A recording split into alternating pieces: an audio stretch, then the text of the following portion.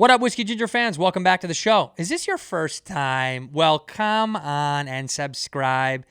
Click the notification bell if you're on the YouTubes so you get the notifications when we post. Of course, we post every single Fridizzle. We haven't missed a Friday in a long, long time. So come on, keep spreading this Whiskey Ginger word around so we can keep the show moving and growing. If you're looking to know where I got this dope hat, go to AndrewSantinoStore.com. You can get all sorts of cool merch there. We have shirts, we got hats, we got whiskey glasses, which are my favorite. The highball glasses are very cool. The hats are very dope too. Snapback status, papa. And we got a sweater there to get ready for the fall and the winter. But we got shirts and hats at AndrewSantinoStore.com. As far as all the other stuff goes, AndrewSantino.com is going to take you to whatever else you need to know about me. Trying to plan a tour right now. So we're trying to figure out all the details of that. As soon as the 19 lets its claws out of our backs, we'll get it moving. My Patreon is there where I do solo Cheeto chats. It's a great place to get more content from the Whisk Ginge Studios. We're going to keep it moving and keep updating you guys on what's going on and connect more because that's what we're here to do. Enough rambling from me, my friends. Let's go to the episode. In here, we pour whisk, whisk, whisk, whisk, whisk. You were that creature in the ginger beard. Sturdy and ginger. Like vampires, the ginger gene is a curse. Gingers are beautiful. You owe me $5 for the whiskey and $75 for the horse. Gingers? Oh, hell no. This whiskey is excellent. Ginger. I like gingers. What up, Whiskey Ginger fans? Welcome back to the show. My guest today is one of my favorite people on earth. I say that for all my guests, but I mean it once again today. It's Joe Santagato. Thanks for having me. Cheers, dude. Thanks for being here. What are you sipping on, by the way? This is Bullet Bourbon. I polished off the decanter I had today. Bueno, Not today. Not the whole thing today. But today was the day where Dude, you can do whatever you want. If you want to be a drunk, you're allowed to be a drunk. I'm not going to judge you at all. I feel like you would secretly, but it's fine. Maybe. Honestly, no, I wouldn't. No, dude, you're a grown man. You're allowed to do whatever. Did you work today? Did you do something constructive or no? Absolutely not. I had Oreos for breakfast and lunch, and I had some brownie brittle. So a lot of cocoa. Wait a minute. You're a grown adult male. How old are you now? 28. 28, and you can have Oreos for breakfast and still be fine? Listen, I've been paying for it all day. Yeah, no shit. I mean, like, if I don't have That's the thing. Not no shit. A lot of shit. Lot of shit. If My I don't... body... Yeah. For whatever reason, my body my entire life has been able to turn anything I eat into water pretty much instantaneously. Dude, do you need to go to the doctor? No, yeah, 100%. Like, I self-diagnosed myself a while ago with, like, I just probably got IBS or whatever, you know? Because if I drink too much water or something, like, I feel the effects. You could have something really wrong with you. You should go to an actual doctor and get their opinion. Good call, dude. Good call. That's My like dad never went to the doctor, so, you know, I don't go. Is he alive? He's hanging on by a fucking thread. Yeah, my grandfather never went to the doctor either. He's dead. That's probably why. He was like, yeah, what do doctors know? I was like, everything you've ever needed to know about life and your health and taking care of yourself. He's gone, dude, just because of that. So you know what? Go to the doctor, Joe. Stop being stubborn. Go to the doctor. You're right. Go to the maybe doctor. I just have this thing. I just like diarrhea, maybe. Yeah, okay, well, weird thing to like, but you know. So I'm going to explain our connective tissue. We know each other via the internet. We met, we did a little baby recording. It didn't work out. We said, let's do it again because we wanted to connect more. Joe is a successful content creator. Well, is that the best way to say it? That you do YouTube, podcasts, blogs? What do you want to call yourself? Is a content creator the right word? Yeah. I mean, I guess. For the most part now, I'm a fucking podcaster, I would say. Yeah, content creator. How else can you... What a content guy. So when the world collapses, what kind of job do you think you could have after all this is over? When the internet dies and we're not allowed to do any of this stuff anymore, where do you think you're going to go? Well, you know, since when I was younger, my dad, he used to pawn me off to his friends to, like, work construction for them. He would just tell us, like, tomorrow at 8 a.m., you're going to work for Jimmy. And I'm like, I don't, you know, so I could do construction, I think. Yeah. Yeah. It's been some years, but I could definitely, like, plaster something, put up some sheetrock. I could carry stuff. You got pawned off. Youth. You got pawned All the off by time. your father? Yeah. So your dad works in construction and sanitation? Santagato, huh? I know somebody who Never knows worked somebody who'll sanitation. make it so you know nobody. Dude, listen, just be honest. Your father's in the mob. Yeah, no, he's not. He's actually a pussy, but like he What? worked construction. Yeah, yeah. So he worked he worked construction, and he was a fireman. And you know, I feel like he had some sort of gambling thing because the fact that I was getting pawned off, I feel like he was losing card games, and that was Oh, why yeah, he needed- couldn't pay, and he was like, take the kid. Yeah, Take the yeah. kid. Yeah, you owe us Apparently 20 grand. that's very common. Yeah. Giving up your children for your gambling debts? I mean, I don't know if common is the right word. I think it happens. It happens in One certain time- communities. One time our family went to Disney World, and I don't know how, because we did not have that money. And, like, we were just like, he just came home, and he's like, yeah, I got these tickets. And, like, we didn't even ask. We were like, okay, we're going. I got So these who fucking tickets. knows? I got these tickets. You guys check into the hotel. They're like, hi, Mr. and Mrs. Adams. And they're like, your dad's like, that's not us. No.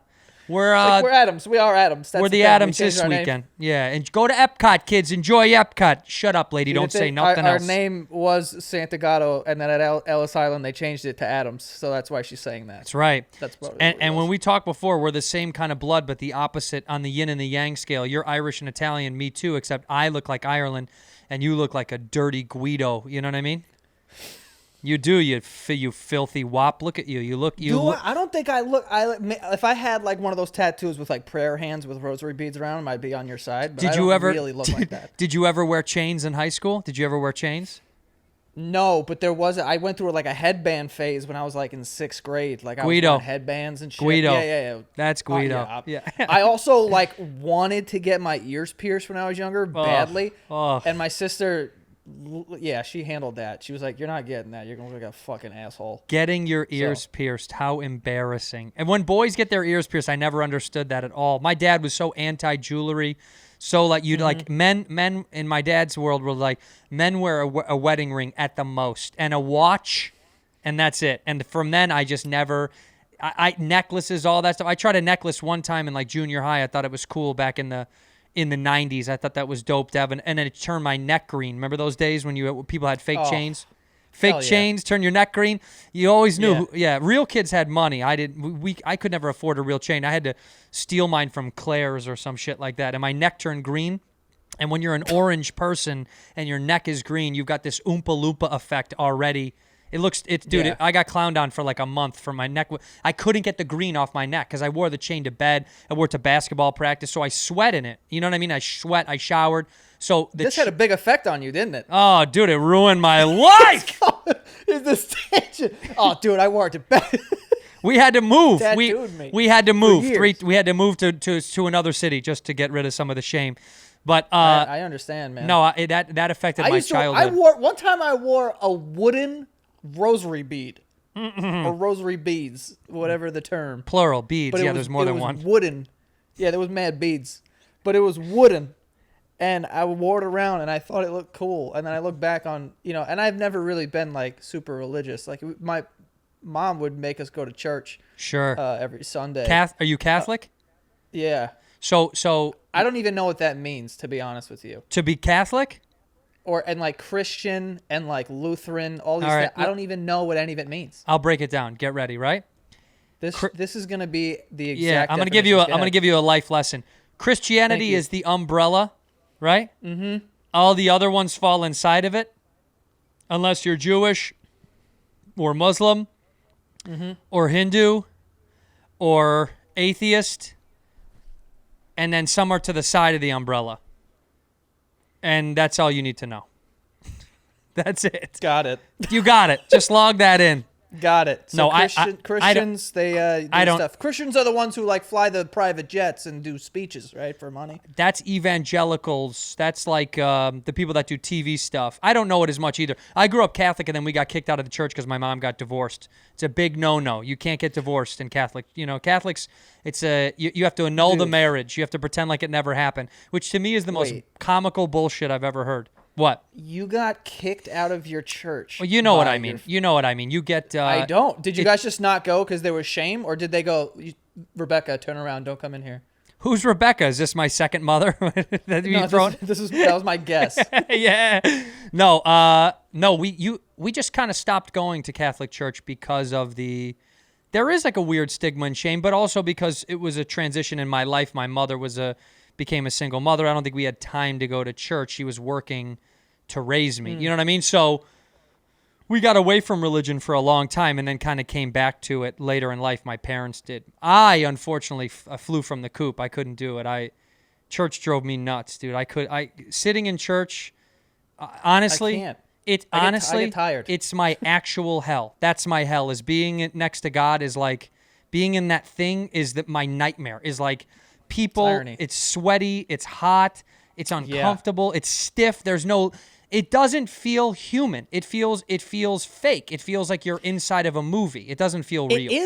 It does, like, because when you go to weddings or whatever, and you're like, everyone's got their, like, I just went because my nephew, brand new nephew, right? Just bought him. Brand new, right? Yeah. He just got baptized, and there was a part. Yeah, you know what I'm saying? So dip him in the water. Dip him in the water. Dunk him. But he which, by the way, also mad weird. But because of all the COVID or whatever, they was just like, the way they were doing it was, they were trying to be safe or whatever. The guy actually told us, the priest, the father, the pastor, they're all the same to me. The guy could have been a deacon. I don't know. I'm not up on that. Could have been a deacon priest. He came in with basically a paint bucket of water that he brought from his house, right? And then as he's talking to us, picked up the bucket and pouring it in the fucking, whatever the thing is, tabernacle or whatever the fuck. That's right, tabernacle. It's probably not right, but I love saying that word. It's one of my favorite words. In the chalice calice. I don't know what it's called. Right on your nephew's face, right? It's a bowl. No, and that's another thing. He couldn't touch the baby, so he's using cotton balls to give him a little, like, pseudo how you doing on his head. Boom, boom, boom, a little 1, 2, 3, 4, little bam, bam, bam, bam. There was a point in, like, the ceremony that everyone had to have their hand stretched out. Whoa, don't do that. What was that? Don't do that, Sim. That's what I'm saying. But no one was doing this, right? Because this is the bad one. It was close-fisted? Straighten your hands. Yeah, you don't do that. Close-fisted. Oh, you're giving a dap. Yeah, I think close-fisted is up here. This is bad. But everyone was just kind of like, whatever. Like, it was very Star Wars. It was like everyone's trying to use the Force on this baby. Oh. But everyone had their hands out. I was like, this looks like a cult, like, weird. It feels weird. It is a cult, my friend. All religions are cults. There is no such thing it's very weird. as a cult-free religion. It is inherently a cult. You're following the belief system of one thing. And by the way, I'm not anti-religion. I'm fine. I don't care. If you love it, go get it, do your thing. It's just, I just know I'm not good in those scenarios. It doesn't do any good for me. I buckle under that vibe. I can't, it's like, it gets me nervous and anxious, and I start to be like, why am I a part of this thing? What does this mean to me? I question it too much. I should have been Jewish. All my Jewish friends, they're supposed to question religion left and right. That's their whole, that's like part of the gig. Christians are like, you don't question shit. You shut up, you show up, you go home. That's like the gig. Is like, be quiet, listen to the guy in the robe, go home. I will say, it's a little easier than the religions where they send you on little adventures, and you gotta you gotta do missions. Oh, dude, I did it. You did a mission? No, not like that. I did a thing called Go and Serve, which is like a mission, a church charity. No, we went and built houses for Habitat for Humanity. It wasn't like we weren't like preaching the word of our church. It was like we went to build houses in South Carolina for families that were, that houses had been decimated from hurricanes and tornadoes and storms and whatever. We went and built houses for a summer. It was the worst summer of my life, dude. The worst summer of my life. Dude, you went on a religious trip. Yeah, dude. And all I tried to do on a plane. No, yeah, dude. Well, the whole time, all I wanted to go build houses for people. I thought I was doing the right thing, and then you got there. It was hot. Yeah, it was. I mean, the whole time I was trying to get some nookie. I was working hard on girls. You're like 13, you're horny. All you want to do is chat up young girls and run around and play sports. Yeah, I didn't want to build a house for the homeless. Press your dick up on stuff. Yes, the pressure dude. of your. Yes. Do you remember when you first started discovering? 13's a little late, but like before that, I'm talking about like 6th or 5th grade. where you start figuring out like it feels good when I touch this thing. Yeah, like 11 and 12. Yeah, when you start rubbing the sheets when you stay in the bed a little bit too long in the mornings. Yeah. Isn't it weird? You Yeah. start like using shampoo in the shower a little differently. You know Right. what I'm saying? Right. Your mom is like, you're running through shampoo. You don't even have that much hair. Yeah. like, I yeah, do. That's when Yeah. you switch to conditioner. That's right, when dude. you do that. You can use less for more with conditioner. Yeah, dude. I went on a church trip to build houses for the homeless, and then inevitably, as soon as I could become like my own boy, decision making wise, I told my parents I didn't want to go to church anymore. I couldn't do it, man. It really wasn't for me. Yeah. That was what my parents had the same thing. So my dad wasn't religious. He would never go to church. I mean, he did in the beginning, but then he fell off of that. But right. My mom and my grandmother, her mother, were very like into where the kids are going to church every Sunday. Oh, I yeah. went to Sunday school and shit. Yeah, dude. I went to Sunday school. It's a nightmare. School on the It was a nightmare. weekends. So literally you have to like go, and then in 8th grade you make your confirmation. And then after we made it, like her deal was like, after your confirmation, you can decide whether you want to be like religious or not. But up until that, you're going to go every day, which was like, Wow. that's fine because I'm glad I know like somewhat about religion, and, I kind of went through the motions there. Sure. But, also my CCD teacher, that is a Sunday school, she fucking hated me, dude. She heard me curse one time and then she just had it out for me. What did you say? Do you remember? I said, fuck. Oh, I don't remember what I said, but I was at my friend's house and I didn't know my fucking teacher was the tenant downstairs. So we're hanging out in the hallway and I'm over here shooting fucks around. And then she boy. heard it. And then in class, she like subtweeted me out loud to me, but didn't say my name. So only me and her knew what the fuck she was talking about. She's like, some people, they have a mouth on them and this and that. And I'm like, fucking Mrs. whatever the fuck your name is. you're like, praise God. Those people deserve to go to hell. Those people deserve to go to hell. Yeah, They those don't are bad deserve to people, live. guys. Those are Listen, bad kids. people. When did you Yeah, when did you have your first drink? How old were you? Honestly, I would say late, quote unquote, late in life, probably like 16, 17. That's pretty normal. I feel like that's actually pretty normal. Most people are around mid high school is when I think most people have their first taste of the sauce. That's not that late. But that's the thing. Like the first time I drank because I was like, ooh, like I'm gonna do this thing. Like it was such a thing to do. Bad boy. And then I didn't, but I wasn't like drinking. Like I wasn't going to parties and like drinking at all. Sure. I didn't start doing that until I was like 18 or 19. Yeah, but I think that's pretty normal. You say it like it's not. I think that's pretty. Like I had my first drink when I was 14 or something like that with my friend Matt. We stole a bottle of booze from his dad and we drank it down behind their house. But I don't think I started Liquor? drink. Huh? Liquor? Yeah, it was liquor. Yeah, it was liquor, and it was. God damn. Yeah, we were drinking. It was whiskey. It was God, it had to have been some bottled shit. It had to have been like Seagram's or something, Canadian whiskey, something like that. It was something like that was like, a plastic bottle in the back of the cabinet that we thought he would never, it was like he'll never know. You know what I mean?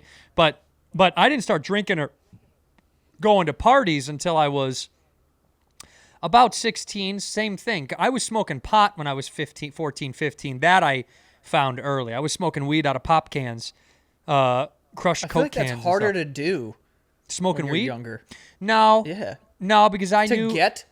No, because it was older brothers, right? Anybody that had an older brother could get weed. Anybody that had an older brother that was a couple years older than us, they could always find a way to get weed because they always had one bad friend who would get brickweed, Mexican brickweed. I mean, that's what we had in Chicago was this like clumpy brick hard.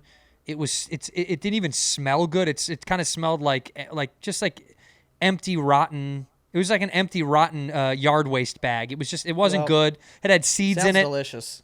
That's what it was, dude. Back then, back in the late 90s, no one had access to good pot. We all smoked trash. Now, kids getting bad pot would be harder to do today. To find bad weed would be almost impossible. It's creepy to think about. One time when we were younger, one of our friends had like just started smoking pot. So we're like, we're gonna fuck with this kid because clearly, when kids first start smoking pot, they think they're like cool. Oh yeah. Oh yeah. So we're like, all right. So we rolled a joint with oregano, just that. Such a dick move.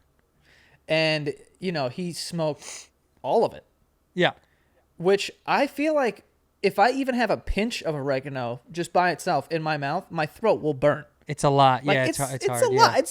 This dude's inhaling oregano. It's a real. It's a real Italian. That's a real Italian. Yeah. He claimed that he was high. He's like, oh, yo, I'm feeling this. And I was like, I bet you are there, fucking Angelo. He might be, though, honestly. He might have been fucked up just because the amount of ingesting of oregano might have just baked his head a little bit. Not stoned, but he probably was getting sick. His body was just fighting it off. He's like, I think I'm high, man. He's like, I'm not high, but I have a sore throat. Like, you would not believe right now. And I never want to have pasta ever again for some reason. I don't know what's wrong with me.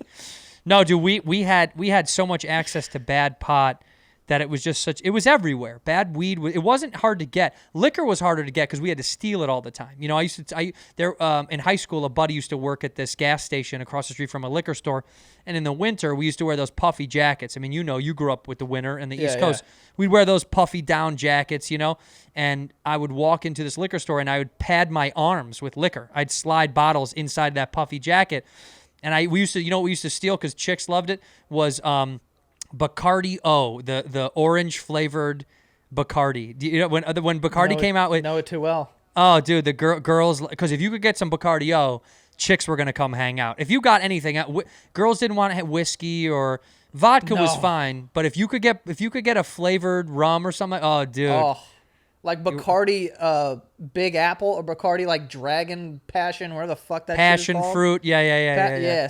There was a dragon flavored Bacardi. I know what you're And girls talking used about. to Yeah. Fucking drown in that shit. Yeah, dude, if you got some Bacardi O back in our high school days, I would steal 2 or 3 bottles, and then we just casually walk out. Somebody would try to buy, like, you know, Snickers and chips and whatever just to, like, buy something to distract them, and they knew at some point they stopped letting us in the store, but they never caught us. I was proud of that, dude. We never once got clipped. I feel like everyone went through a point in their life where they were stealing shit, because I went through a big klepto phase in my life that every time I went to a deli, I was stealing. Like, literally every single time. Same. And you know what? Or like a Walgreens or CVS where they were like, what was Genevieve's? It was Genevieve's back then. But every time I went in there, I was leaving with something. What was your thing I'd be like, to steal? oh, can I get a slushie? Turn around to this slushie, and I'm fucking piling M&Ms and Mike and Ike's in my fucking pants. What did you steal the most? Candy when you were a kid? You think you stole candy the most? Mostly candy. Okay, I stole CDs. That was what we stole the most. We stole CDs. We'd go into Best Buy. These kids loved music. Dude, we just couldn't. Well, I didn't want to pay $20 for a CD. So we'd go into Best Buy, and you know how they tape the tops of CDs. So the tops have tape on them, but the bottoms don't. And the CDs, of course, are on a hinge. So you just popped off the bottom hinge, you flipped up the top, you grabbed the CD, you could close the case and put it back. We used to do that all the time, and then trade CDs in school and sell them for $5 a pop. We were bad. I was a bad kid, dude. Yeah, you were. You were a piece of shit, dude. And then we'd go in the parking lot, and we would steal what we used to call chromies. They were hubcap covers for your air vent on your tire. Do you know what I'm talking about? Or your car? If they were nice and shiny on like a Benz or a Beamer, they'd be custom, and we'd jack those. Yeah, the ones that would look like dice. I mean, yes. we probably lived in different neighborhoods, but they were like the ones around here were like skull and bones and like dice, and you're like, I don't know who the fuck I'm stealing this from. They're probably gonna kill me, we did live in different. Yours had little guns on them. Yeah, little Tommy guns right on the hubcap covers, right? Yeah. Now, exactly what it was. Was your neighborhood as a kid? Was it was it all Italians? Or did you grow up around a bunch of wops? No, no. There's a Greek part of my neighborhood, but then it's very like diverse, honestly. Like if you like the elementary school up the block, my mother works there, and she says like there's Indian kids, there's Muslim kids, there's black kids, there's white kids, there's Asian. Like everyone's like everywhere. The only thing I will say is that there's not really like a big Asian population here, but everything else there's a lot. Well, because where are you again? You're in Queens? No. Yeah, I'm in Queens. You're in Queens. Yeah, but I mean, New York is so diverse already, right? It's inherently diverse. And by the way, all the Asians are over here. We keep them on the West Coast. That's ours. Those are our friends. There's also a neighborhood Flushing where you can't, skip a rock without hitting an Asian. Right. And are you skipping They're rocks all and over hitting there. Asians? What are you doing, dude? You're gonna get No, canceled. I You mean, can't- I'm honestly not great at skipping rocks. I could maybe 2 skips, maybe, but that's you know it. this guy Santagato. He skipped a rock. He couldn't hit an Asian if he tried. Dude, 1,000 rocks, he couldn't hit one. Yeah. Honestly though, that was one thing as a kid in Chicago.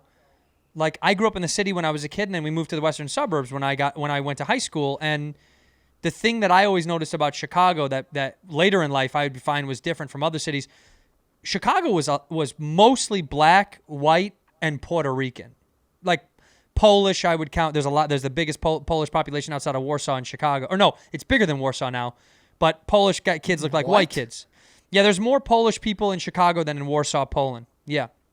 Per capita, How the because fuck is that even possible? we Who's have over there? in Warsaw. People that Yeah. people that couldn't make it, people that couldn't get out, dude. I don't know. Jesus. Yeah, we have a huge Polish population in Chicago, but Puerto Rican is big. So Puerto Rican, black, white, and it's really those three. It's like I didn't see a lot of other. You didn't really see a lot of other kids besides black, white, and Puerto Rican. I mean, it just wasn't common.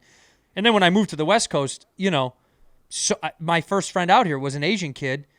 And I just thought about it. I was like, I only had a handful of like Asian kids that were at my school. It was mostly black, white, and Puerto Rican kids.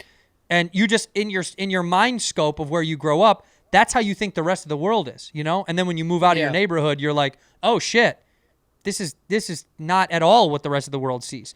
You know what I mean? It's that's why people that get stuck at home or stuck in their neighborhood. That's why on a bigger scale, that's why we all have such slanted views of society. Because you only know what you know until you get the fuck out of your thing, And that's why I feel like I'm blessed to have grown up where I did, because in our neighborhood, like you can't really pinpoint like what kind of neighborhood this is, because I wouldn't call it like a bad neighborhood, because there's terrible neighborhoods around here that I'm like, we're not that, Right. But like it's also not like the greatest neighborhood in the world, because there's other neighborhoods where you're like, that is a neighborhood that people refer to as like, this is where it's completely safe and blah, blah, blah. Nothing ever crazy happens there. So it's like where I am is kind of like in the middle of a bunch of different things. And growing up, the schools that I went to, like I went to public school my whole life until high school. And then like during that time, like when I went to elementary school, it was very diverse. I don't even know. It seemed like there was everything there and you couldn't pinpoint, like there wasn't more white people than whatever. Like it was just very diverse. My middle school was predominantly black and Hispanic, and then my high school was super white. It was a Catholic high school, but there also was a big like black and Asian population there also. So like for me, I grew up around all this shit. So Everybody. I know Indian kids, I know black kids, I know Asian kids, and I know how to like communicate with everyone. You know what I mean? So it's like it's so hard for me to listen to other people, especially now with all like the racist shit that's going on, to be like, how could you even possibly think that? But then at the same time, I start to understand, because I'm like, this person probably lives in a neighborhood where it's only white people. And Right. like they just have a view of like, I can say whatever I want because I'm not offending anyone in my neighborhood, and I don't have to deal with any sort of repercussions. Well, yeah, if you live in a bubble, you live in a bubble, right? If you don't meet other people, you don't know other people, and that's and you never learn about their culture or sure. whatever. You never get to taste their food. That's a big one to me. You really want to learn to like a different culture than your own? Go taste their food. That'll tell you everything you Seriously. need to know. You know what I mean? Like when you get to taste another culture's food, if it's good, you get it. Like you understand a lot of things. You know what I mean? You get why like you get why like South American women are spicy and angry and can beat the shit out of you. You're like, this food is just like the women there. I understand culture It's hitting. because of their food. Yeah, dude. Speaking of hitting, you don't ever date a South American girl. She'll beat the shit out of you. I have a restraining order on 3 women from South America, dude. Okay, 3 Brazilian girls. Yeah, these are all fake teeth. All of them. Brazilian in South America. Brazilian in South America, dude. Oh, I'm thinking. Never mind. You know what? This entire time, do you know I where? thought you were Do you saying know where South America is? I do. It's south of the North America. No, I thought you were saying South Africa. So Yeah, that's South why I was like, Africa. what is? South Africa too, bro. Those, yeah, same thing. How Abusive many women. restraining orders you got over there? 3, dude. 3, same. 3. I do 3 in every country. 3, 3, 3. But I get them on them. They hurt. They're abusive. You know. They're really. I mean, I used to tell a joke about the first one. I dated my first black girlfriend when I was, I don't know how old I was. We were living in the city, but I used to tell this joke where I used to say, that was my first and my last black girlfriend. And not because I don't want to, not because I don't want to date a black girl again. It's just they hit too hard. And if you get it, you get it. No, she beat the shit out of me. When I told her I didn't want to date her anymore, she slapped me in the face in front of everybody. It hurt so bad, I almost took her back. Dude, when I was in middle school, I remember these kids came up to me and they were like, "Yo, Devin wants to fight you." And I was like, "What?" And this is a girl that I just knew. Oh, Devin is a girl. Devin's a girl. Yeah, she was. Yeah, and they used to call her Girl Devin because there was a dude Devin too. That makes sense. They were like, "Yo, Devin wants to fight you," and I was like, "I haven't even spoken to this." No, girl she's gonna fight you, bro. I was legitimately scared. Should be because should she be. was. She would have beat the fuck out of me, man. She was gonna And beat that also, ass. In middle school, I was scrawny little dude. I would have got my Yeah. ass whooped. One time in middle school, I was dating this girl, and like a week after we broke up, right? She broke up with me. I'm not over it. Don't ask me about it. But we broke up, and a week after, these kids from another school came, these girls, and whooped her ass on the sidewalk right after school. Man, I was glad I wasn't dating her at that time. Wait, why? Why did they beat the shit out of her? Yeah, what? She was running her mouth or something? That's not my business, so I don't really know. I don't. Hey, that's stuff I don't need to know. I was just excited that I didn't have to have the you're her boyfriend do something, because one of those bitches were huge and she had reach and she could have punched me from she was 6'2", 6'2", 255. Yeah, Oh, dude. And there's nothing worse than getting your ass whooped by a girl in middle school. You'll never come back from that. Happens to the best of us. When you were in Catholic school, I never went to Catholic school, but a lot of my friends did. Did you have to wear the uniforms? Did you have to do that stupid tie and all that? So stupid, dude. No, I didn't. It wasn't a tie. Our high school just had these different colored polos that you could choose from and different colored pants. What about the girls? Did they have to wear the Catholic schoolgirl thing? By the time that I was going there, it was the same. So the girls had to wear the same things as the guys. Like so pants and a polo? Pants and a polo. Yuck. Yeah, Yuck. Gross, dude. How weird. Gross. But when my sister went there, she's older than me. I think she's 32 or some shit. I stopped counting. But they were wearing skirts then. Right. Yeah, I was just going to say, my generation, girls wore skirts and knee-high socks, and the boys wore a shirt with a tie. All my friends had to wear a shirt and a tie and blue slacks or whatever it was with blue slacks and dress shoes. I thought that was so ridiculous. I remember thinking how dumb that was that they had to choose, that they made them wear certain clothes. It always made me laugh to think that the place you went to learn told you the clothes you had to be inside of a building to wear. Otherwise, it was blasphemous. Otherwise, you can't learn. Yeah, God wouldn't accept you. Otherwise, we're not going to let you learn. Right. And who made it up? Who made that up? Some guy. Just some guy. In here, we pour whiskey. Whiskey Ginger is brought to you in part by Buff Trace. Buff Trace is the only bourbon with balls. I've been preaching this stuff for a long time. They've been friends of the show for quite a while now, and I like them very much. 1773, this stuff has kicked off, and it's never stopped cranking out delicious juice for your body. They are phenomenal. The Buffalo is on there with its balls out on the bottle. It lets you know their kind of vibe. They've been distilling whiskey since 1773, since American pioneers followed the buffalo herds to the Kentucky River. And that's where they started operating, man. Even during Prohibition, everyone said no, no, no, and they said yes, yes, yes. They got a special permit to make this stuff with medicinal purposes, which I am in full support of. It's the oldest continuously operating distillery in America. They're phenomenal. They continually get awarded over and over and over again. Titles, Whiskey Advocate magazine, quoted these guys as being unstoppable.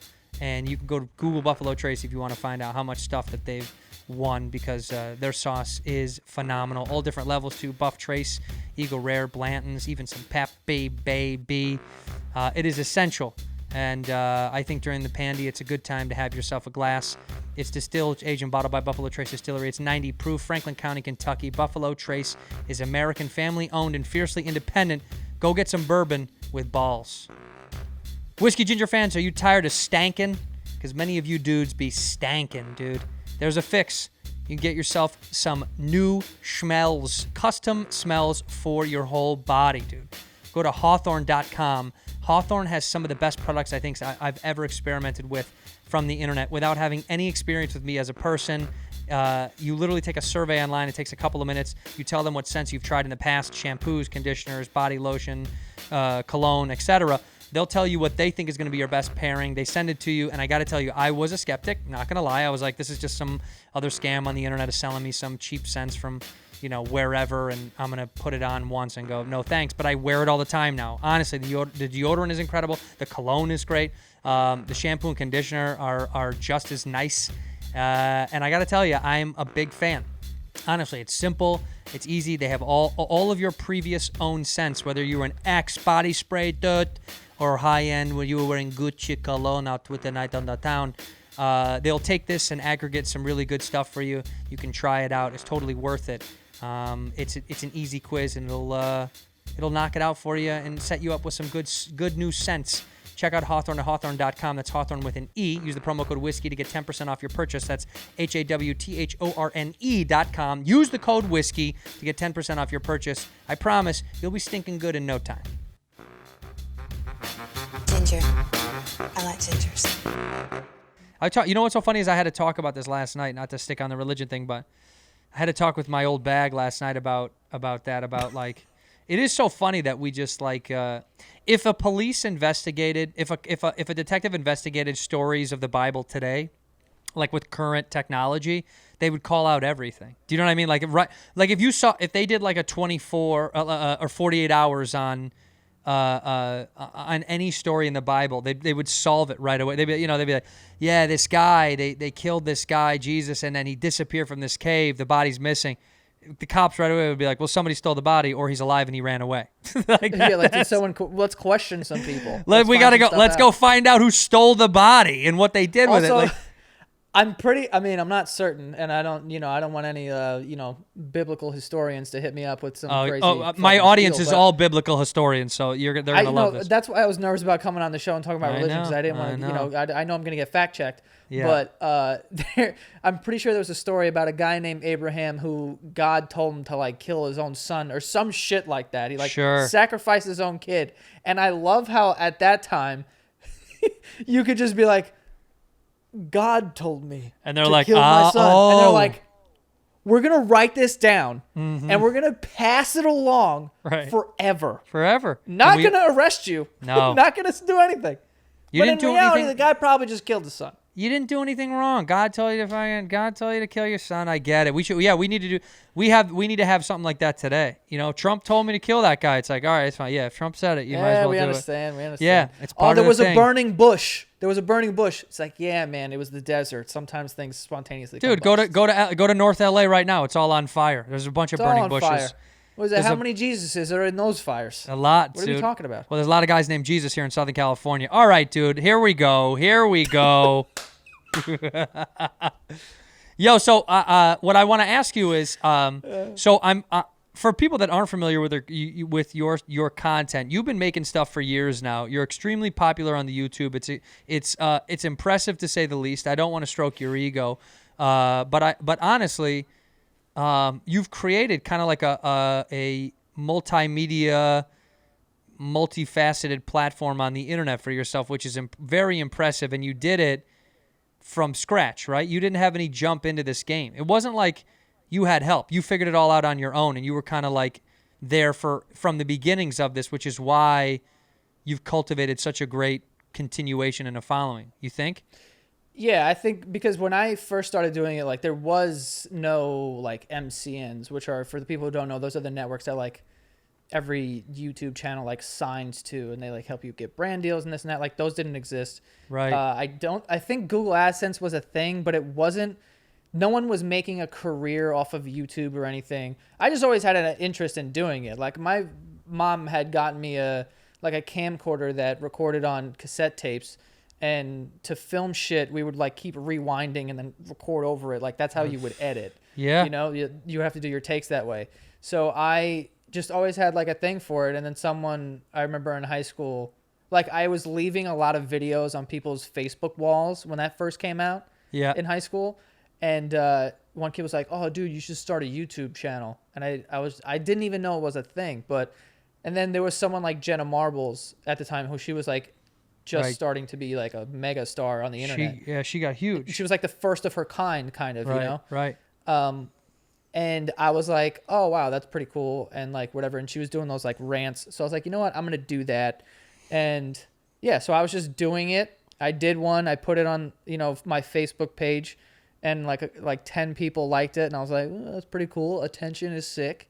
So then the next week I did another one on, I don't even know. And then like a couple more people liked it, and they were like encouraging me for the most part. And then it just like became a thing. And How many years now? How many years have you been doing it? 8 or 9. Like, 9. does it ever blow your mind that it's your career? Like, do you ever sit back and go like, this is wild that like half of your peers are probably went to college for a thing, and like your friends from back home, they went to school and now they're working a career in that field. And is it ever kind of surreal that you're like, this is my whole life, this is my career, is creating on the internet? Yeah, I mean, it is surreal. Actually, surreal wouldn't be like the word I would use, because I don't step back and go, this is crazy. Like, I literally just feel like this is dramatic, but for lack of a better word, like fighting for my life every day, in the sense of like, I don't think this lasts forever, you know? Right. And I think that everyone who thinks that's why they don't last long. They have like 2 or 3 years for the most part, and they burn out and you forget about them. But like, I constantly feel like I wouldn't even call it a career, because I feel like I don't even know what the fuck I'm doing here. I just have to continue to adapt and change, because I mean, especially what we're dealing with now, you know, with the technology and everything, like things are changing every 5 seconds. Like, Sure. you have to adapt. Sure. You know, at first you want to go, dude, fuck TikTok, that's for children. But then you also are like, but there's a big audience there, and I need to like adapt. Of course, and I need to of like, course. It's a you new know, find media. it. Exactly. So you have to constantly do those things. And yeah, so I feel like it's never felt surreal to me. I just always felt like I'm treading water, and hopefully, and like it's been working out for me. Yeah. And I'm not like downplaying, you know, the fact that I've been able to, you know, do this for a long period of time or whatever. It's just day to day. It honestly just feels like today I have to make sure I don't blow it, you know? But that's a great place to be, dude, honestly, because you'd rather that than the alternative, which is many people. I have friends that do jobs that I know they hate, right? And they kind of meander through that job. And I'm not saying this is the alternative to that. I'm just saying at least you get to do something where your risk and your reward are both very high, right? There are a lot of people that the risk is none and the reward is none, but it's a stable, flatline thing. So I think there's something wonderful about putting your quote unquote fighting for your life and putting your life on the line. It's really just you're holding yourself accountable for your own future. That's kind of a cool thing. I'm impressed by 100%. that. I'm impressed by that with anybody who is a content creator. I'm a comic and an actress, and like, to me, the volatility of that world is kind of what I like. But doing what you do is even scarier to me, because it's your sole focus has to be the creation and the manipulation of this world you live in, and it has to constantly kind of keep adhering to what's going on, because at some point YouTube could just shut down, and then what? 100%. Yeah. What would you do? And that's the thing. What would you do? You know, the crazy part is like, what would I do? I mean, I would figure it out. I mean, I do have a lot of like different backup plans and things like that, because I mean, that is a very real thing. I mean, we saw it happen with Vine, where they were just like, yeah, no more. And then Yeah. everything was done. And for the people who thought that was going to last forever, even though you couldn't really monetize Vine, like a lot of these Viners that were like, you know, whatever, besides the ones, there was like a very select group of people that were getting paid like 40 grand to do a Vine from like Pepsi. But other than them, Right. I'm talking about people with millions of followers. We're making $0. It's wild. Because there was no real way to monetize that. But if you take that and you like don't, you know, you put your pride and ego aside and go like, this isn't going to last forever. I need to figure out how to be good on other platforms. And for whatever reason, not on purpose and not because like I'm intuitive or whatever, but I was just like, I'm going to do all these things. Like when I first started, I had like a Snapchat, I had the Twitter account, the Instagram, Right. like all these things. And I was trying to build them all at the same time, but they're all like, to build your Twitter account and to build a YouTube account are completely different. So I was Totally. very interested in doing all of it and building them all at the same time, because you learn a lot from that. You know what I mean? Like you see a lot of people that have a really big TikTok account, but they have like 25,000 Instagram followers. Like for me, at least in my career, that's never been the case. Like everything's sort of floated around the same thing because I've been trying to understand each platform, like what works here and what, whatever. And it's like, I mean, I'm sure you're doing it right now too, like with TikTok, where it's like, okay, I'm clearly like there's an age gap and I'm like a little disconnected, but I have to go through all this shit to kind of understand like what this platform is and how can I build an audience here? How could I use it to not like sell out and start doing dances and shit, because that's not me, but figure out how can I use it in a way that benefits my business, you know? Sure. So I just did that off the bat just because I was young and social media was like a new thing kind of. Right. And I was just interested in it. So I just like happened to fall into that. But now I feel like it's harder to do that. Maybe. I mean, who knows? I mean, we don't have that perspective, right? Like, I don't know what that feels like now to be young and to start jumping into the world of, like, I watched these videos the other night, these two guys that are on TikTok. I'll just sit aimlessly on the toilet and scroll. And these two twin brothers, and they have speech impediments. And they're like twins, and they both talk like this. And it's the most annoying thing on earth. But I watched like 30 of them. And I couldn't wrap my head around why they were successful, other than the fact that their parents had a lot of money. They lived with mommy and daddy, and they had this massive house, and they were just like pranking each other. But I feel like the bar has been set so low now for internet creation, where when I first got into the internet, you had to really make something unique and kind of bold to like stand out in that space. And guys that were doing it were blowing my mind. Some of the people that were doing stuff, it was like, holy shit, the amount of effort they put into it was crazy. But now I think it's just changed hands. And, you know, I don't want to sound like a boomer about it, but it's like, it's whack. I think it's just kind of like now there's so much stuff that you're like, there's no effort or no, it just doesn't, there's no creativity now that I see on these things. You just have to prank your brother or prank your mom. I don't know. I don't know. It's weird.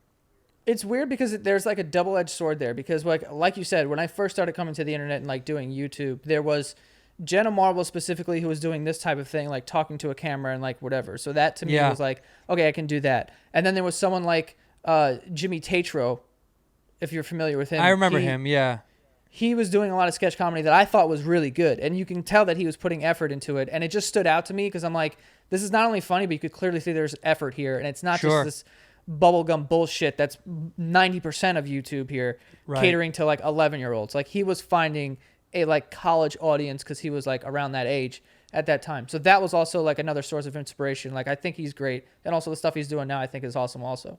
But I mean, I haven't had this conversation with him, but I feel like even he started to see that I'm putting so much effort and money into these sketches, but the ROI is not worth it for me. You know, like the return that I'm getting on these things is just not worth it, because now you can make a 10-second TikTok go viral, and now you have a shot. You're on the stage to build an audience, you know? Right. So it's a lot easier now because like, especially with a platform like TikTok, which I don't know if they do this on purpose, but I think it's genius that I feel like everyone gets a shot on that app. Like every profile you go to, for the most part, they have at least one video that has like 40,000 views or 120,000 views, and then the rest of them are like whatever. I feel like if you give everyone a shot on an app like that and you give them that attention, they're going to be chasing that forever, and they'll use the shit out of that app. That's also because it's like here in the United States, at least it's in its infancy, right? Like you look at something like YouTube as a parallel. YouTube did feature a lot of new branded things at one point. Now they're so big, it would be impossible for them to feature new shows and new stuff. So I also think it's small here in America. TikTok is relatively new in the past couple of years. If it sticks around for a decade, that won't be the case anymore. It'll just be a branded aggregate of the girls, D'Amelio or whatever. It'll be like them. Yeah. And that's all you would get on your For You page. And like I start to see the business part of it already. When I was walking last night with the old bag, there was a picture in a window of an old makeup store with those girls, and they had a big makeup campaign ad. And it's crazy to me because when I was a kid, to get like a makeup campaign was like super, like Cindy Crawford, like supermodels, dude. like people that were like acclaimed by like Sports Illustrated and world-renowned photographers. Now you just have to be good at dancing bad online, and they're like, we got to give this girl a campaign. It's just weird to me, the shift, and I'm not mad at it, but it's interesting to watch. It's interesting to see the next frame come into view and go, okay, this is how we have to adapt. It's the same thing that's happening with comics. We're learning to adapt. Guys are doing shows outside. We're doing drive-in shows. People have to figure out the way to make this work. I guess that my next question for you really is, what I want to know is, your family, are they supportive of what you do in this career, or is it kind of a joke do they mock you about it? No, my family's been like supportive. My dad still, just because my dad has a flip phone. Like, he's just not, like, he basically is living in the mountains at this I love that guy. Your father has a flip phone? Does he play Snake on it? Is he still got the old Snake and all that stuff on there? You should see this guy's fingers. I'm surprised he could even dial my number. Well, is your dad fat? He can't be fat. He was a firefighter. Guy's huge. He is? He actually He's a lost beast. a bunch of weight because he almost died. What happened? What, do you have a heart attack? Yeah, no, he didn't have a heart attack, but like, I don't even know what the fuck happened, honestly. Like, he showed up for like my sister's wedding and he was purple, and we were like, you should probably go to the doctor. And then he got to the doctor and they're like, you need to lose weight, you're dying. And he's like, all right. And then he did. Like, he looks great now. Like, but he's always been a bigger dude. Like, I'm talking like 290. Oh, and shit. He's 5'7". Oh my God, your father's a bowling ball. Yeah. And wait, how when long? he was young, because when he was younger, he was Yeah. like an insane athlete. Like, he could jump, he could dunk, he could fucking bench 315 pounds. He ran a 4.5. Like, he was an animal. So he's like a solid dude. Like, he's not like a messy kind of fat. He's just Right. deep. He's rotund. He's rotund. Yeah, like his stomach is huge, but it's solid. Yeah, But it's he's years not of strong. That's years of dad. That's all years of dad. I know that. Dad's stomach is like years and years of being a father. It's like it an tightens it up. armadillo's back. Right. It's insane. Yeah, dude. Like, I feel like if you shot him, the bullet, there's no way that bullet Bounce. goes through. It'd be ballistics gel. It'd bounce right off. It'd be like, it'd be shooting into ballistic gelatin. gel. Brr, brr, it'd pop right off. Wait, your dad Exactly. your dad was a firefighter for how long? Firefighters have a lot of love in my heart because my grandfather was a firefighter, and to me as a kid, it was the thing I thought I would do. When I was in school, I thought, if I can't get any job, if I don't know what I want to do by the time I'm out of here, and I just don't land a job making cash, I was thinking about I would just go be a firefighter like my grandfather because I loved it. Oh, you did? I took the test and got called. Really? Yeah, So you I were got gonna a be 99. you were gonna be a New York City firefighter, huh? I was going to be NYPD. Wow. NYPD, you hear me? FDNY. FDNY. So wait, but why did you decide not to be a firefighter? Because at the time, things with my online career were looking up, and I was like making money, and I also had a job, aside from that, because I worked like a 9-to-5 job as an editor and producer for this company until, I had over 1 million subscribers on YouTube, and I still had a 9-to-5 job. Like, I remember for that job, I had to fly to LA, and I had to round up, but like I had like to work with a bunch of like influencers who were like popping on Vine at the time. And, I was directing the shoot for it, and we were doing like a talking head kind of thing. So I was, their call times and this and that. And I remember this one kid, I forget his name. But he was like, oh, you're here too? I was like, yeah. And he's like, oh, so when do you go? I was like, what? And he's like, oh, you're working here? Why are you working this job? Like, he was confused. He couldn't understand that I was working this job. Well, were you making? You weren't making money at the time, even if you had 1 million subs. You weren't really cracking that much money, huh? No, I wasn't making like insane money or anything. But but the job that I had was so good, and I was learning so much about like that would help me forever. And still, the guy who I sat next to at that job, if I have any questions about editing or equipment or anything like that, I call him still to this day. That's great. Because he taught me so much. So I was like, I'm getting a lot from this job. But as soon as I felt like I wasn't learning anymore, I left. And that's when I like solely like did my own thing until I got to that point though. I was like, I'm going to work this job because not only am I getting like a steady income and I don't have to like worry about whatever, but it was basically just buying myself time.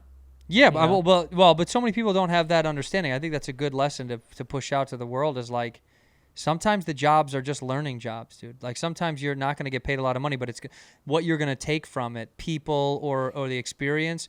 It's honestly going to be way more worth your while. I mean, I did a lot of shit that I never wanted to do as a comic too. We do gigs for free for years, and it's just you're in training, you're in your internship, and you just have to like go through the mud in this thing to figure out the best routes to get to the last point. Most people don't want to do it. They want to skip to the end. You know what I mean? They want the cheat codes. It's like they just want to jump ship.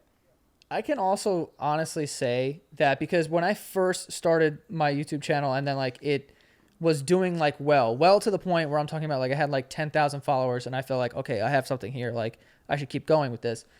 You can apply for Google AdSense at that time. You like apply and then they like, you wait a week and you get a thing in the mail and they tell you if you got it or not.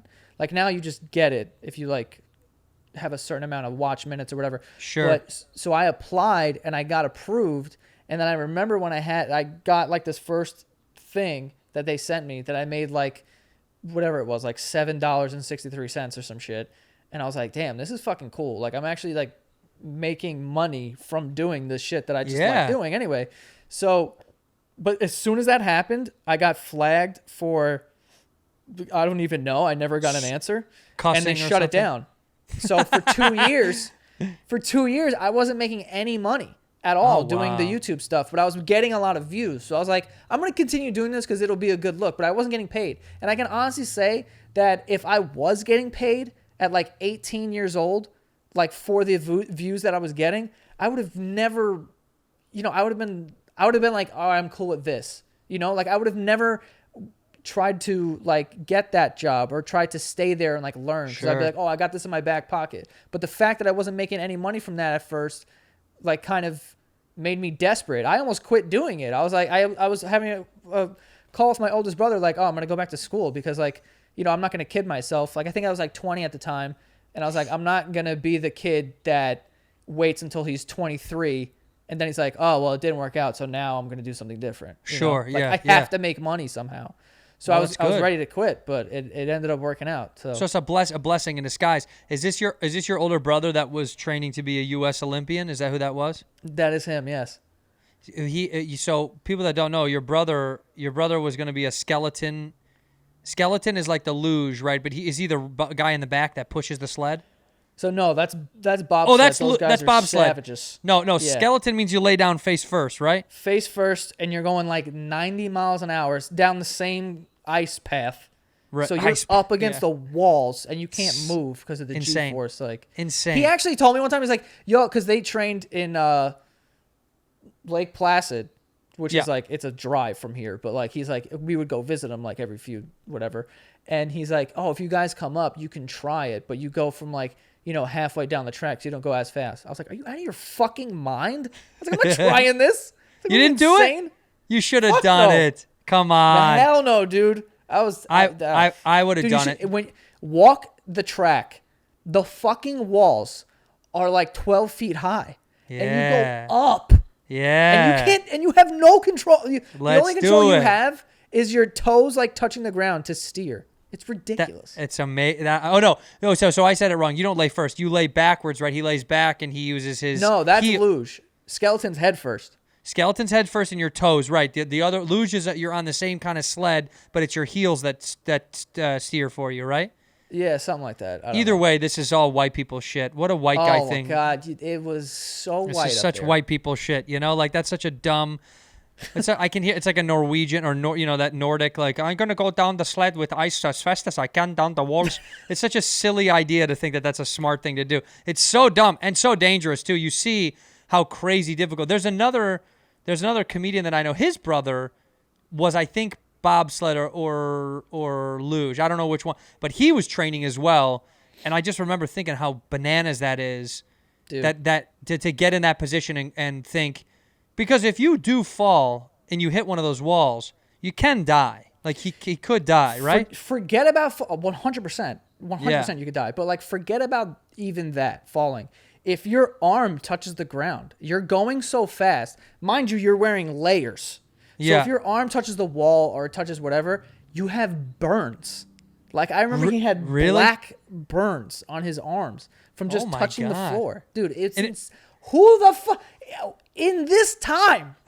You don't think at this point, like now we got like basketball and all these like whatever. Can we stop doing this? No, bro, we got to continue these traditions. Dude, the fucking, I don't even know, the skeet shoot, whatever the fuck it is, where you like walk with skis to this point, shoot a gun. Oh, yeah, and then yeah. What are we doing? Wait, why can't I think of the name of that? It's very funny to me. You cross-country ski, and then you shoot, and then you crawl, and then you shoot. I love that. What are you talking about? Don't take that away. That's great. That's great. What is that? No, Also, it's called awesome. Cross-country skiing. You're just walking with skis. That's right. Just That's take exactly. the skis off. No, it's harder to walk with the skis off, my friend. It would, yeah, it Cross-country is. Yeah, it's easier with skis. No, That's yeah, what I'm saying. It doesn't make sense. It's harder to walk with them. You could be going faster if you just take the skis off. No. Put the skis on. You'd go faster with the skis on. If you walk, you'd sink. You'd walk, you'd sink in the snow. If you ski, look. Oh, You're talking like myth. a guy. You're talking That's like an a old guy Alaskan that doesn't myth. ski. Yeah, it's an old Alaskan myth. That's well, you know me. I'm full of old Alaskan myths, my friend. Yeah. So I do want to know. I've listened to enough of your shows to now know that you are a jerk to your friends, and you're mean, and I don't know why they put up with you. Yeah. I don't even know why they decide to work with you, but is it because you hold all the power? Is that why? That's what it is. I like to be seen It's as a power tyrant. dynamic? I'd rather they fear me. They do, I think, right? No.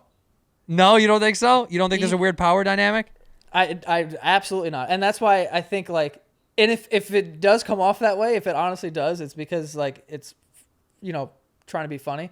It's But put on, yeah. I know. in real life, it's just, dude, it's like the contrast is just so funny between my friends and everyone else in the world. Like, Right. if I put out, the one time I put out this video and I was like, damn, I fucking love, like, I was like proud of it. I was like, this is really good. Like the jokes are great, like blah, blah, blah. And it got really well received and I was getting all this love for it. And I was actually in LA at the time for my job.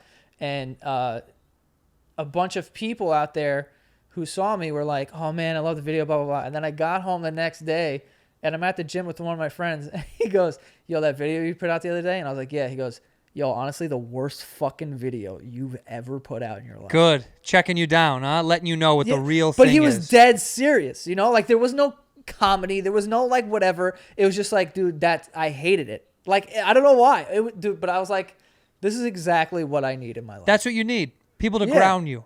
Yeah, you exactly. You need Because friends if you that aren't just going to had- bullshit you.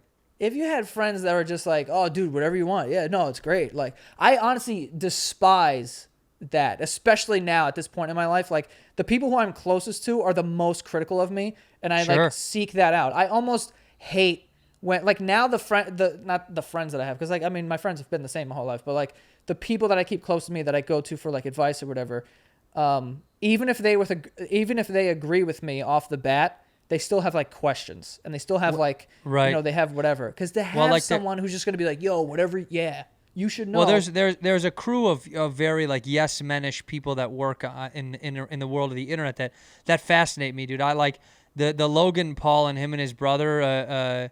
Those guys. They operate in this world of like everyone's in the same understanding and they're all on the same page. They all love everything everyone does in their little crew, and it is fascinating to watch how they've cultivated this like this little world. That's like tiny little world of like people that always go along with everything that they're doing. I can't imagine there's not one time when they fuck with their friend and their friend isn't like, hey, don't do that. I don't want to be on camera with you hitting me with the fucking thing. I would hate, that would drive me nuts. I could never be I never understood that world of like, how is 24 hours a day someone fucking with you? That would fucking kill me. I couldn't do it. I honestly think, and that's just from being a kid in the social media era, because I got half and half. Like growing up, I didn't even have a computer. Didn't have a cell phone until high school. Didn't have a laptop until college. So I didn't have any of that shit. But when you grow up, and as soon as you get a phone when you're in like 6th grade now, basically, and you have access to all these social media platforms, like the only thing you care about is the amount of followers you have. Because I think that's what the kids are like kind of basing the popularity off of. And blah, Sure, blah, blah. of course. So I feel like when you have that and then you find someone like Jake Paul, who's young, I think he's like 23 right now. So like when he was like famous, he was probably like 19 years old when he first like became like a really big thing. What other 19-year-old is going to like tell him shit, you know? And they're probably afraid to say anything bad to him because they want to be along for the ride and they want this like cloud of like, oh yeah, I know this kid. And like, well, they want the paycheck too. I'm sure there's a lot of money being made over there. I see those guys were living near my buddy's brother and they were throwing parties all the time and the cops kept getting called and it was total chaos over there. But it's like people are on the payroll. Like there's so many people on the payroll, you know, they want to taste gold. Like they don't want to be removed. Dude. Yeah, they don't want to be removed from the paychecks, dude. They want to keep up that. Which is so fucking sad because never in my life would I ever fucking do something like that. Even close. Well, like let someone disrespect me or something. Yeah, but I get why those guys do it because that's all they care about in the first place anyway. So it's kind of they'll figure it out at some point in life. He was offering people on the internet to wrestle him. He's like, I want to wrestle any influencer. And yeah, for like 10 grand. Yeah, what a weird, desperate call. Wrestle me. Yeah, I don't know what that's about. Will you wrestle me? Wrestle me, Joe. Will you come wrestle me? Yeah, dude. Wrestle me for $5, dude. No clothes. I'll wrestle you for $5. Yeah, but I'm gonna oil myself up, and when I'm oiled, dude, I'm hard to grab onto. Me too. Hashtag me too. I want you to wrestle me, and let's roll around. And I want $5. Whoever wins gets $5. How about that? Mm-hmm. The viewers can vote. We'll do it on our OnlyFans. Joe Santagato, Santino, OnlyFans. We'll wrestle it up. That'll be the future for us. Tell me what you think. Just give me a quick prediction. What do you think the next thing is going to be? Obviously, you don't know, but what would you think the next media thing is going to be? Do you have your ears on the ground? Because you've kind of created a little media empire anyway. What do you think is going to be the next thing to pop and change the game? I don't think podcasting has reached its true potential yet. I do think that at some point the platforms like Amazon and Netflix will buy into that. And I think the idea of just like what we're talking about YouTube, where sketch comedy has lost the production value and it's like, let's just do this thing. I think it's going to kind of be the same thing for podcasts where it's like, we'll help you. We'll buy you cameras, set it up, and we'll shoot this thing and just put it on Netflix and like whatever, because it works in that way. As far as like, you can't predict like the future of this and that. Things like TikTok though aren't like, I don't think they. You don't think it'll last? I don't think it'll last because I think it can last, but it will never be the thing. You know, like I don't hold it in the same regard as podcasting because you just can't monetize something like TikTok. Well, you could. Or even you like could. You could, but like you can't through TikTok. Sure. You could. Sure. Yeah, but even if you do that, there's no real like business model about like you just make TikToks and you make some branded ones, because even with YouTube, it's like it's just one thing. In order to have a business, there needs to be like foolproof, like we're doing this. But if you have to rely on a brand reaching out to you, that to me isn't like a safe place to be. Sure. Like you need like a machine here. You're know? right. Yeah. Yeah. And who knows what that's going to be. And in the end, I hope we all make it out alive and we get to just keep making content we won't. For fans. And if we don't, then you and I will just we'll be doing our OnlyFans wrestling week to week. Oiled wrestling. Pick our outfits, pick the music that we wrestle to. You can pick the rooms that we wrestle in. We're going to stream it on Twitch. Stream it on Twitch. We'll do it. We're going to start it out from we're going to do it from a Marriott Courtyard out here in Bakersfield, and then we'll go from there. Does that sound good? I mean, that doesn't really sound like there's holes in that plan. No. Well, there's 2 holes. Well, there's 4 holes, and we'll pick which ones work. Joe, before we go, look directly into the camera and say one word or one phrase to end the episode. I usually leave the room, but we end this the same way, and I want you to close the episode with either something profound or not profound at all. One word or one phrase. Go ahead. Okay. If he doesn't do what he say he don't, then how far can he go? In here, we pour whisk, whisk, whisk, whisk,